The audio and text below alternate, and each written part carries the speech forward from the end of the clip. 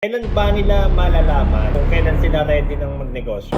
You should be ready mentally, emotionally. You should be prepared in terms of monetary kasi gastos ka rin ng pera eventually. But then, hindi naman ganun kalaking pera ang kailangan natin, lalo na kung marunong ka na sa business. Pero sa nagsisimula sa business, dapat may buffer ka. Especially kung magpo-full-time na negosyante ka. So, ang suggestion ko, kung empleyado ka ngayon, huwag ka muna mag-resign. Pilitin mo munang maintindihan ang mundo ng negosyo habang nagtatrabaho. So, you can do sales on the side, you can do your online business while you're working at the same time. Para magkaroon ka ng feel, ng rhythm.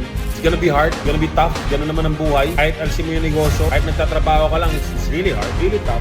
Kahit nga wala kang ginagawa, mas lalo na, wala kang trabaho, wala kang pang negosyo, as in wala kang talagang ginagawa, yung palamunin ka lang. Yung naaasa ka lang sa ibang tao, nasa ka lang sa kung sino man, pamilya mo na nagpapadala sa'yo sa abroad, o asawa mo na nagtatrabaho para sa'yo. Mahirap nga, hindi ko kaya yun. I've been like that ever since. Masyado akong ma-pride, masyado akong mayabang na tao. Hindi ko kayang umasa kahit kanino. Ayokong umasa kahit kanino. And for me, I think yun yung tamang way. Na magkaroon ka ng pride sa sarili mo na wala kang dapat asahan. Wala kang pwedeng asahan kundi sarili. At the end of the day, tayo yung magtataguyod ng sarili natin buhay. Hindi ibang tao.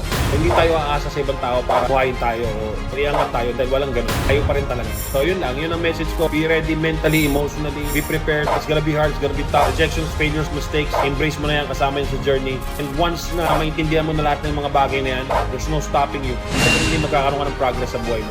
Sa mundo ng negosyo.